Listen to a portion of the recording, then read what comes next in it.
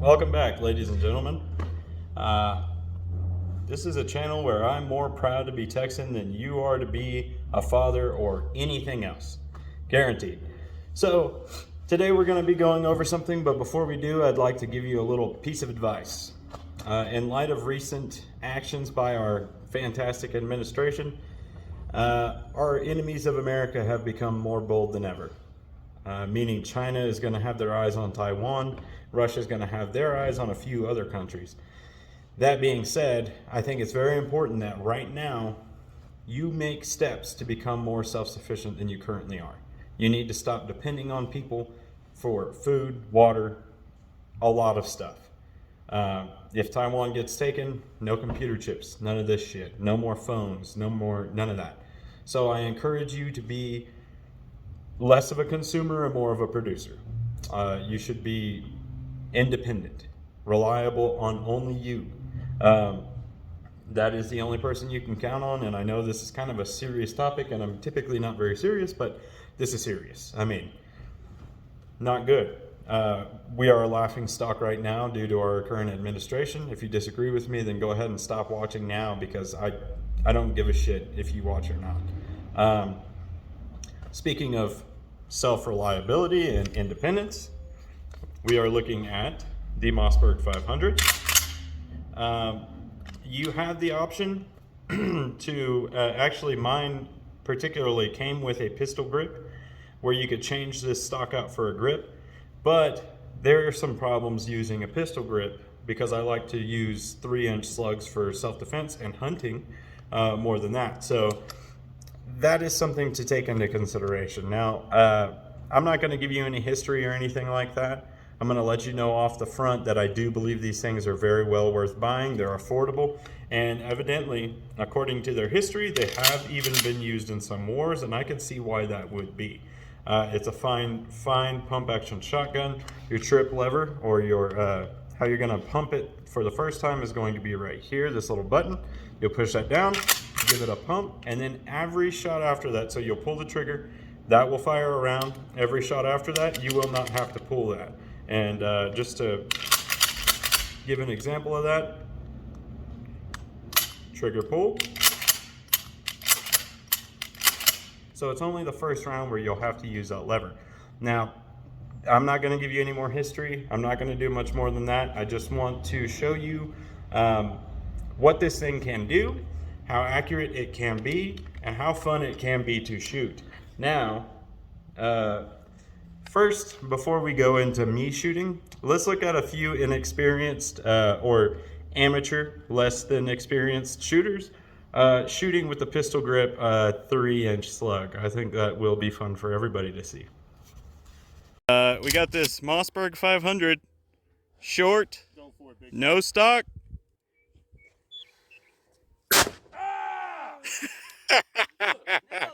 That thing hurts. 3-inch slug. Yeah.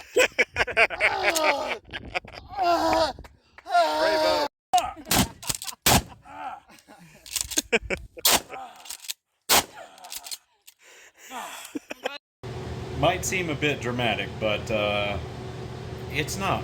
It hurts. Don't do that. Now let's do some shooting. Okay, so as you can see, I have a few of these clays, scattered around.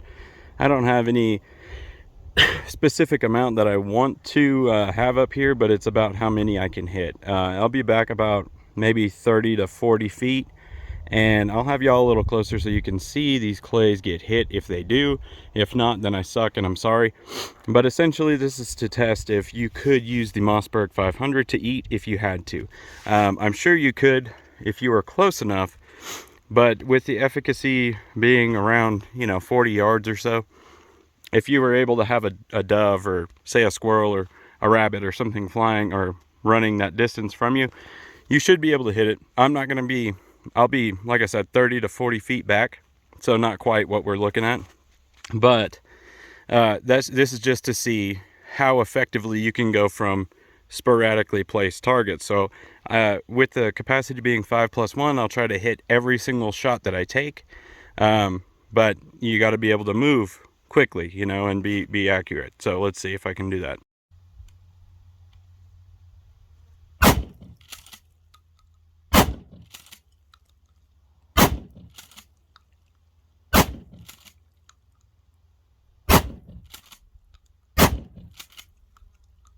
As you can see, you can definitely take care of a small game if you are so inclined to do so at a distance of roughly 30 to 40 feet. Hoping that you can get that close to an animal or sit still for long enough to where they'll pass you by. Obviously this takes some practice, so I do highly recommend, if you're going to try and use this for such a purpose, then get good at this. Be good at hitting a moving target, not just a stationary clay, but also something that moves, and being able to transition from targets quickly. Now we'll move on. We'll see what else this thing can do. So when you're talking self-defense, which is really what a lot of folks would, you know, argue that a shotgun is useful for, I personally, as you probably know at this point, prefer a centerfire rifle, an AR, an AK, something like that. But with these, people seem to believe that there's less potential for over penetration. So I'll be testing a couple different shells and we'll take a look. So I've got Remington double-aught buck, and then I've got 3-inch rifled slugs here. And what we'll be testing it on is my favorite thing, the wall. And I think Donald Trump and myself would both agree that testing a wall is very important. So here's an interior wall. You got sheetrock studs. There's a stud in the middle of this, and then another little sheetrock section back here. I've got 2 targets. I got the watermelon, and then the biggest cause for diabetes in North America. And I'll be using those 2 different slugs, as you could, or the 2 different rounds. Sorry, that is double-aught buck by Remington, and that is a 3-inch rifled slug. So we'll see how they treat this wall. I may end up having to take a quick break after shooting it with either one of these, because it very well could knock this wall over. But I'll be shooting it at around, let's say 10 to 15 feet, just for the sake of a self-defense scenario, because if you're using this for home defense, you're more than likely going to be in close quarters. And if you hit a target, what is the potential that you're going to over penetrate that target and go through a wall and hit something else? So actually, I'll go ahead and put another 2-liter in front of this to simulate a target. So now what we'll have happen is a rifled slug will go through the one on the right, double-aught buck through the one on the left. It will have to travel through the 2-liter, not be displaced, or its path of trajectory will hopefully be disrupted somewhat by this, you know, little bit of liquid, and see if it goes through the wall and hits the guy behind it. So let's see how that. So first up, out of the Mossberg 500 is a 3-inch rifled slug by Federal. This may hurt me a little bit, but hopefully it'll hurt these worse.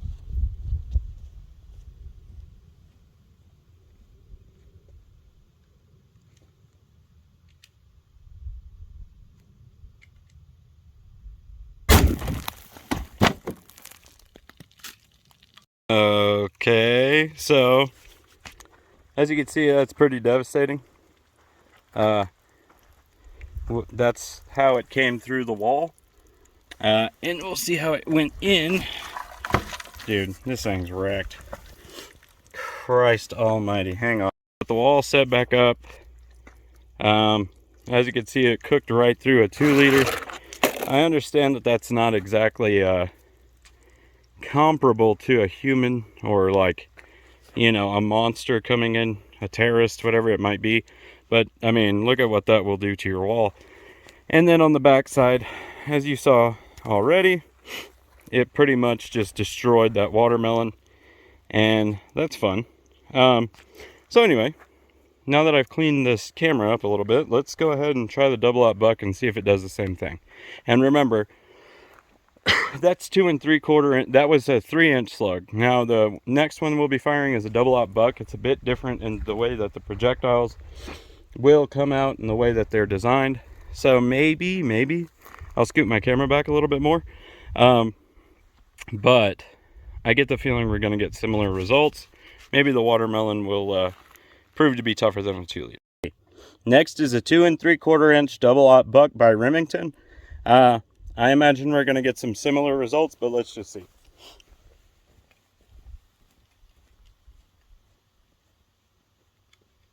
In 3, 2, 1. So, you see what it does to an interior wall. Now, the backside, it looks pretty vicious, a little brutal. Yeah, okay. So, I guess it's time to build a new wall.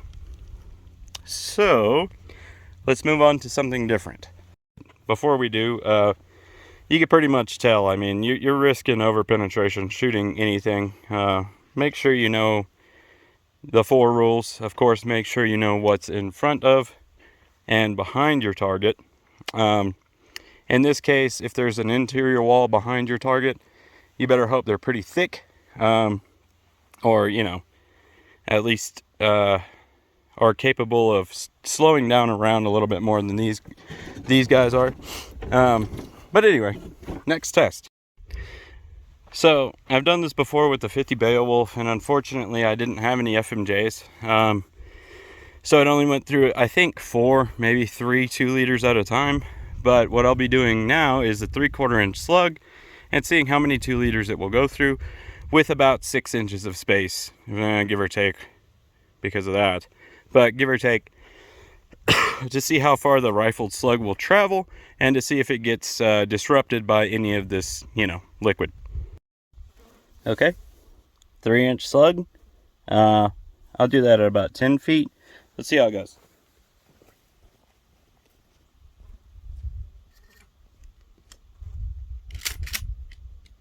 All right. Whoops. In 3, 2, 1. Seeing some similar results.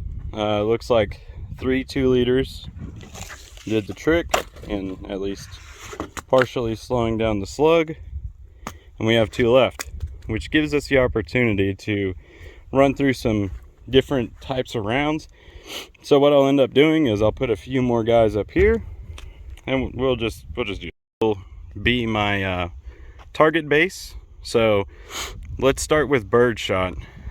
Actually, no, let's start with a slug, and we'll take out that guy there, and then we'll go birdshot, and then birdshot, buckshot. How's that sound? Let's do that. Okay, so let's see how that goes. I'm sure everything will be destroyed, but it'll just be fun. So to close this all out, we'll see how effective this Mossberg 500 is in, you know, handling different types of shells. So I have 4 completely different manufacturers. Oh wait, well, almost. So I have Remington double-aught buck, AA super sport birdshot, a Remington target load, and then a rifled slug by Federal. So if this shotgun works properly, or is as reliable as it has proven to be, then it should function with all these no problem. So let's see. So as the targets go, you got a watermelon, 2 liter watermelon from left to right. It'll go Federal 3-inch slug, Remington birdshot, AA birdshot, and then Remington double-aught buck. So let's see how it goes.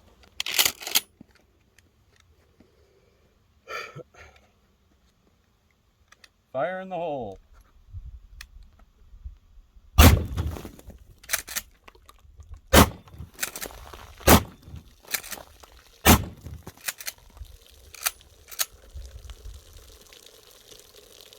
It's raining melon. Now that I've made a complete mess, what do I think? The Mossberg 500 has proven to be reliable. It's affordable. It's a pump action shotgun, so you don't have to count on the mechanics of the gun. It's all up to you. Way to be self-sufficient and a good way to defend yourself, I would think. And honestly, not that this is even on topic, but could be. If you ever find yourself in a boog, this is a good way to go, I think. Pump action shotgun and a 12 gauge. Good way to go. Couldn't couldn't recommend a better shotgun, honestly, as far as pumps go. I don't recommend using the pistol grip because I've shown you that. It'll hurt you. So anyway, I think that's all I got for you, boys. I hope you've enjoyed this as much as I've enjoyed shooting guns. And if not, let me know why. Or don't. I don't give a shit. Like, subscribe if you want. I don't care. And with that being said, thank you for your time. As always, God bless the great state of Texas.